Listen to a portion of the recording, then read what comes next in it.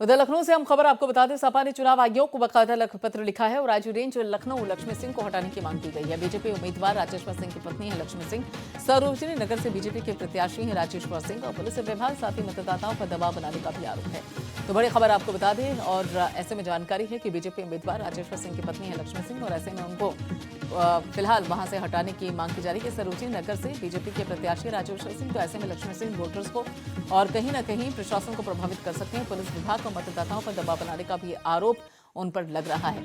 तो अहम खबर आपको बता दें, बड़ी खबर आपको बता दें, लखनऊ से ये अहम खबर है। सपा ने चुनाव आयोग को बाकायदा पत्र लिखा है और पत्र में जिक्र किया गया है जो आईजी रेंज लखनऊ है यानी कि लक्ष्मी सिंह, उनको हटाने की मांग यहाँ पे समाजवादी पार्टी ने चुनाव आयोग से की है। बीजेपी उम्मीदवार राजेश्वर सिंह की पत्नी है लक्ष्मी सिंह और बताया जा रहा है कि पुलिस महकमे पर और उसके अलावा वोटर्स पर भी दबाव बनाने का आरोप उन पर लग रहा है। सरोजनी नगर से बीजेपी के प्रत्याशी हैं राजेश्वर सिंह, जो कि आज लखनऊ की लक्ष्मी सिंह के पति हैं। पुलिस विभाग और मतदाताओं पर दबाव बनाने का आरोप उन पर लगातार लग रहा है और यही कारण है कि समाजवादी पार्टी ने बाकायदा चुनाव आयोग को पत्र लिखा कि लक्ष्मी सिंह को वहां से हटाना अनिवार्य है, वरना फिर पारदर्शिता जो चुनाव की है उस पर कहीं न कहीं प्रश्न चिन्ह लग जाएगा।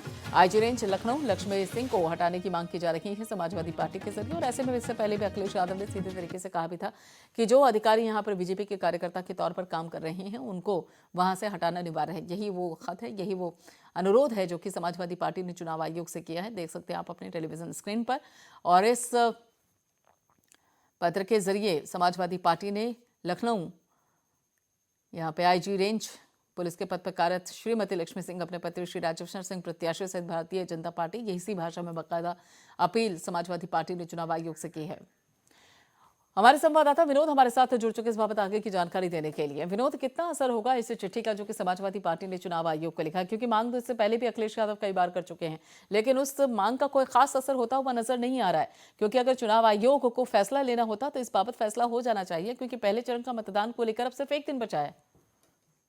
जी बिल्कुल प्रियंका, देखिए ये पहला पत्र नहीं है जब समाजवादी पार्टी के द्वारा लिखा जा रहा है। इसके पहले भी कई पत्र, तकरीबन आधा दर्जन पत्र लिख करके समाजवादी पार्टी के द्वारा मांग किया जा चुका है, जो कि जायज मांगे हैं। देखिए अगर हम लखनऊ की बात करें तो लखनऊ के जो सरोजनी नगर विधानसभा है वहां से राजेश्वर सिंह प्रत्याशी हैं भारतीय जनता पार्टी के और उनकी पत्नी आईजी रेंज लखनऊ है। तो ऐसे में बड़ा सवाल उठता है कि जो उनकी पत्नी है आईजी रेंज लखनऊ जो प्रशासन में सम्मिलित है, चुनाव कराने की जो प्रक्रिया उसमें शामिल है, तो कहीं ये चुनाव प्रभावित न हो जाए, कहीं चुनाव में कोई प्रक्रिया गड़बड़ी न हो जाए कि प्रभावित कर दे, क्योंकि वो आईजी रेंज लखनऊ, इस बात को लेकर के समाजवादी पार्टी ने सवाल उठाया है और उनको यहाँ से स्थानांतरित करने की बात कही है। लेकिन देखिए कार्रवाई कितनी होती है तो देखने वाली बात होगी प्रियंका, लेकिन लगातार समाजवादी पार्टी इस तरह की अनियमितताओं पे सवाल उठा रही है।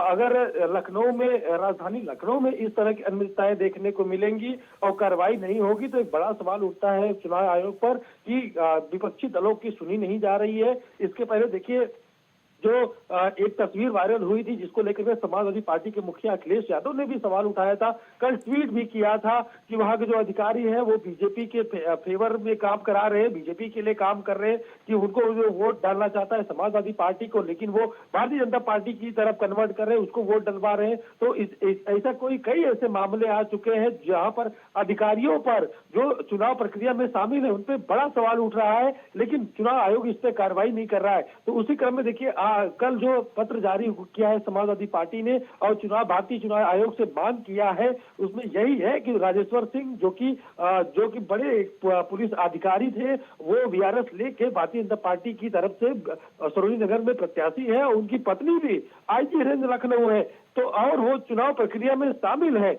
प्रशासन की तरफ से शामिल है, वो चुनाव कराएंगी, निष्पक्ष चुनाव कराने की दावा करेंगी। लेकिन यहाँ सवाल उठता है समाजवादी पार्टी की तरफ से जो सवाल उठाया गया, कहीं न कहीं वो इस बात को लेकर ये अंदाजा लगा रहे हैं कि वो जब बड़ी अधिकारी है तो चुनाव प्रक्रिया में कहीं न कहीं विघ्न पड़ सकता है, कहीं न कहीं प्रभावित कर सकते हैं। इसलिए उन्होंने ये चुनाव आयोग से मांग किया है कि उनको यहाँ से स्थानांतरित कर दिया जाए, उनको और कहीं भेज दिया जाए जहाँ पर वो प्रभावित न कर सके। तो ये सवाल है, ऐसे कई सवालों के जवाब आना बाकी है प्रियंका। चुनाव आयोग की तरफ से देखना होगा कि क्या कार्रवाई होती है चुनाव आयोग की तरफ से प्रियंका। बिल्कुल, लेकिन ये देरी जो है वो कहीं न कहीं भारी पड़ सकती है। चुनाव आयोग जो कि एक संवैधानिक संस्था है और उसके साथ ही चुनाव की प्रक्रिया में पारदर्शिता बनाए रखना उसकी पहली प्राथमिकता है। तो ऐसे में अगर कार्रवाई में देर होती है, एक्शन लिए जाने में देर होती है तो कहीं न कहीं ये भारी पड़ सकता है और एक प्रश्न चिन्ह लग जाएगा चुनाव आयोग की कार्यशैली पर भी।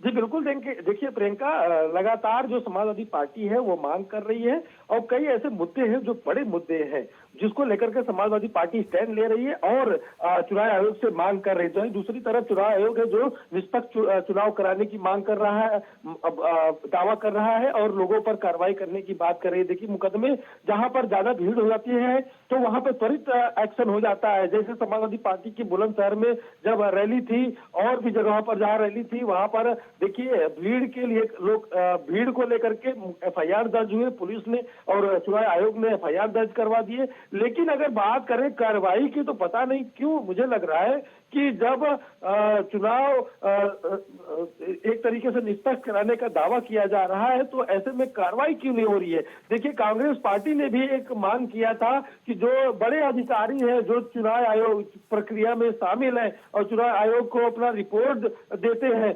उनको बदलने की बात कही थी कांग्रेस पार्टी ने भी।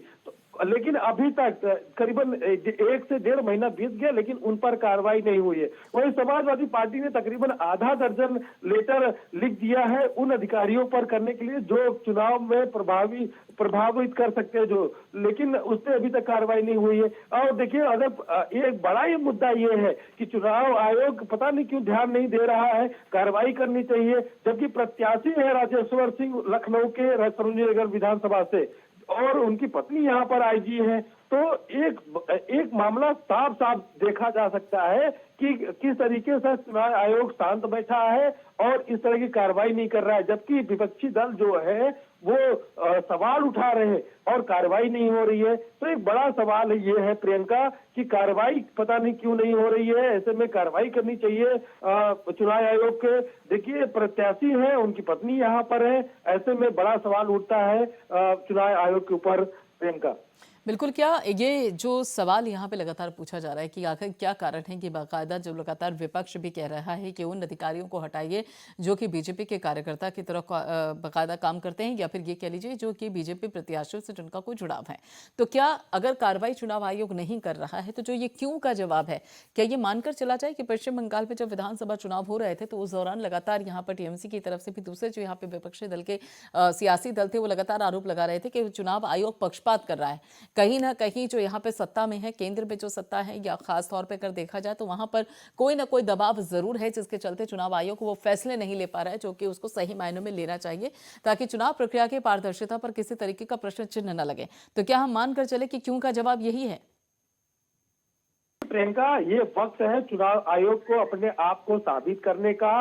उत्तर प्रदेश सबसे बड़ा राज्य है, चुनाव यहीं से राजनीति जन्म लेती है, यहीं से तमाम चीजें जो है वो स्थापित होती है जो राजनीति की। लेकिन अब चुनाव आयोग को ये चीज साबित करनी पड़ेगी कि वो निष्पक्ष चुनाव करा रहा है। देखिए, बात अलग है कि उत्तर प्रदेश जब पश्चिम बंगाल में जब चुनाव हुआ था आरोप लगे थे चुनाव आयोग के ऊपर, लेकिन उत्तर प्रदेश में इस तरह की बात होना, इस तरह के आरोप लगना कहीं न कहीं बड़ा सवाल है चुनाव आयोग के ऊपर। हालांकि दावा तो किया जा रहा है चुनाव आयोग के द्वारा कि निष्पक्ष चुनाव कराया जाएगा, तमाम सुविधाएं दी जाएंगी। चलिए, बिल्कुल बिल्कुल बिल्कुल, बहुत बहुत शुक्रिया विनोद इस सारी जानकारी के लिए।